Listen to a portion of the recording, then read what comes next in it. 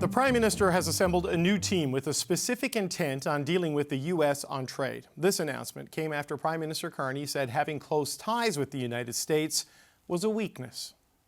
Many of our former strengths, based on our close ties to America, have become our weaknesses that we must correct. Carney's statement dropped just days after U.S. Commerce Secretary Howard Lutnick called the current North American trade agreement a bad deal and slammed the Prime Minister for trying to lessen Canada's dependence on the United States through deals with countries like China. This as peace talks could resume with the U.S. and Iran, as the already fragile ceasefire set to expire tomorrow was apparently extended by the President on a social media post late this afternoon. So, what could all of this mean for Canada? Canada's former ambassador to the United Nations, Bob Rae, joins me now. Bob Rae, good to see you in person. Thanks for coming in today. Good to see you. Good to see you. A lot of focus on Canada-U.S. this week, right? With the Prime Minister putting out his thoughts in the video, the reconstitution of the Advisory Council. Mark Carney talks about the ties with the U.S. being a weakness, kind of building on the Davos themes. How do you view where things are right now in this relationship as things are moving towards the Kuzma review? I don't think we fully know. You know, I think obviously there's the, whatever comes out of the mouth of the President or Howard Lutnick or somebody else doesn't really tell you what's happening, because the actual discussions are going on at a very professional level between Janice Charette and Jameson Greer, the two of them. And that's the way it should be. And the political toing and froing will happen. Something I believe is that the logic of an agreement is very strong. Not just for us, but for the United States. Is the power of logic very strong with this administration? Well, that's the interesting question. But I mean, when you go through the period that the President is going through, and you look at the issues that he's facing, how many fights does he need? And arguably, you could say, what's happening now is actually contributing to some problems, contributing to inflation. It's contributing to instability in terms of the relationship. And I think there's a lot of business people in the United States and companies in the United States that would like to see a solution. They don't like uncertainty. They don't like doubt. They want to see things that are steady on. And I think that pressure will grow on both sides to say this makes the most sense, not only our side, but also the Mexicans. But whether that sense prevails or not, on the other side, you've just got to weigh the unpredictability of what the response will be. Well, we've entered this weird moment where, like the trade shock last year, now the oil shock, supply shock because of Iran this year, and who knows what the next shock will be, but there almost inevitably will be one. And it's sort of a cycle, Bob Rae, of America makes a choice and the rest of the world pays the price. And we're more entwined with them than anyone and have the most to lose, it seems, potentially in this. Well, I don't think we have the most to lose. I mean, I think there are, first of all, there are a lot of other countries that are intensely worse off than we are. One of the things that troubles, I guess it's because of my UN sort of job the last 5 years. That job forces you to think about the last permanent representative you talked to or sat next to at a dinner. And they're going to be telling you, well, you know what? My country's been shut down for the last 2 weeks. Well, the Gulf countries have been ravaged. A lot of Asian countries have lost access to their energy supply. Exactly. Right? There's high prices and affecting food, affecting energy, affecting everything. So Canada, we pay more at the pump, and it's a drag. No, that's right. But when you think about the rest of the world paying the price, it's really something. And I think that actually eventually is going to start to weigh on the people advising the President. Say, there's only so much we can do, and we've got to try to create a little space of greater stability because it makes more sense for us to do that.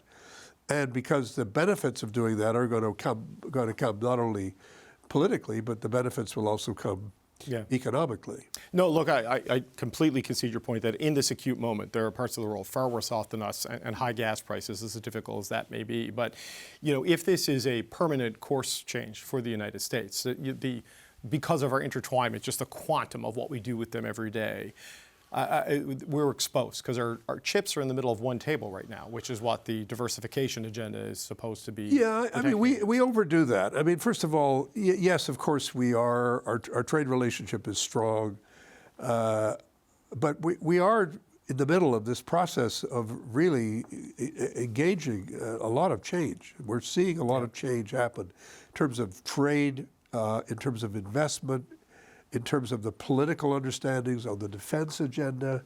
There's a lot of ways in which what the Prime Minister has been doing and what the government has been doing is taking us in a different direction, but not turning our backs on what is a critically important relationship. Right. We are always going to have a very strong economic and political relationship with the United States. It's more unstable right now than it really needs to be, and that instability doesn't come from us. Right. Let's remember that. Well, you mentioned Howard Lutnick, and he'd been quiet for a while, but he's kind of back in the news on Friday, responding to comments Steve Verhoeven made, the well-regarded trade negotiator, where he said time is on Canada's side. He called that the stupidest strategy ever. Talked about us in parasitic terms, sucking from their economy, and suggesting that the idea of embracing with China, it's like China's not going to buy your stuff. I mean, what do you make of that response? Is there any merit in what Lutnick is saying there? Zero. Zero merit. It's just rhetoric. But about the market expansion efforts that China's obviously not a replacement for the U.S. No, that's the whole point. I mean, every country has to chew gum and walk at the same time. The United States trades with China. That's a fact. President's going there. I think they have a trade mission. They invest in China way more than we do. They're a much bigger economy than we are. So the suggestion that somehow Canada should ignore China, we've been trading with China since 1958, when Alvin Hamilton, the Minister of Agriculture, said it's time to help China get through this massive famine they faced as a result of the so-called Great Leap Forward. So there is a real need for us to look to the whole world, and America does it as well. So we're not a colony of the United States, and I mean Lutnick is a performer, like many of the people who are in the current cabinet are performers. You take that, you say that's the way they are. But we have work to do. We have solid work to do to get to an agreement that makes sense for both sides, and I think that's a very important focus of any government and of this government. We're sort of like ducks, We look like we're gliding along, but underneath we're going. Blah, blah, blah, blah. Yeah, well, there's a lot of above-the-water activity coming from the U.S. administration, right? Oh, yeah. And as we have this conversation, I mean, who knows where things are going to go in Islamabad with the latest efforts to try to, extend things or resolve things with Iran. But when you look at that particular conflict, the disruption caused by the Strait of Hormuz and then the U.S. blockade, the tensions it created within NATO when Trump got mad that they wouldn't come to his aid, and there was some pushback from European allies in a way I don't know if we've seen until this sort of moment. I mean, what are your thoughts on where that particular conflict, that flashpoint, and sort of the fault lines it hits at in the transatlantic relationship? Well, again, I think that given the unpredictability of the situation, any sensible person would say, I have no idea. And I would say that. But I do think, again, the logic of continuing the conflict is not there. And I think that's what ultimately, whether there's another performative series of activities, very damaging, very destructive, potentially. Whether they decide to do that, I don't know, but it doesn't make any sense to me, because part of the thing that's been missing from the outset of this particular position by the American attack by the Americans is you really have to think through carefully the consequences of what you're doing. What's the response going to be to what you do? You do that, they do what? You can't ignore that, and you can't afford to be impulsive. You have to be consequential in your thinking if you want to succeed in these very high stakes situations. And for both the Israelis and for the Americans, it makes a lot more sense to settle, a lot more sense. And it makes a lot more sense to regroup and think about what the future might hold and how to do it. But there's a lot of very, very deeply affected people in the region, people who've, the Israelis and the Americans have wanted to have strong relationships with, and who are very, no matter what they don't say, because they're very careful not to say much, but they're very opposed to this thing continuing, and they want it to come to a conclusion. Oh, hey, look, there's a lot of the Gulf states that are facing double-digit GDP contraction because of what's going on here, Huge. right? Losing massive amounts of money a day. Huge. But you know, I wonder, the military objectives, not entirely clear. The strategic objectives, not entirely clear, at least from the United States perspective. But I wonder where it sort of, I guess as a final point, where Iran is at this moment, because you know, a lot of the trade stuff was an attempt to contain China and buttress against China, and it's in some ways perversely driven people to China, you know, for economic opportunity and maybe strengthened their position in the world. Iran has, who knows where its nuclear program is? It was wiped out. They're 2 weeks away. It's degraded, but they have survived this. The regime is still in place, even with the death of the former Ayatollah. I mean, are they in a stronger position, do you think, coming out of this, in that they have survived it and inflicted economic consequences as a result of what the U.S. did here? Well, you know, the Iranian government is not going to admit that they've been badly damaged or hurt.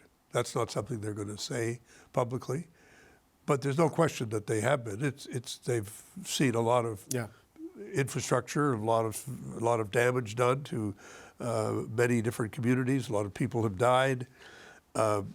You could argue, well, the Iranian regime doesn't really care very much about that. But I think the key point is to understand the extent of the humanitarian crisis that's created inside Iran, the number of people who've now been made homeless, people who are wandering around, putting pressure on borders with a whole bunch of different countries. I mean, we are in the middle of a flurry of conflicts led by Sudan, where there are millions of people who are being displaced and who are living in terrible conditions and do not have access to food. Food prices are going up. You go down the litany of what is wrong and what is not happening.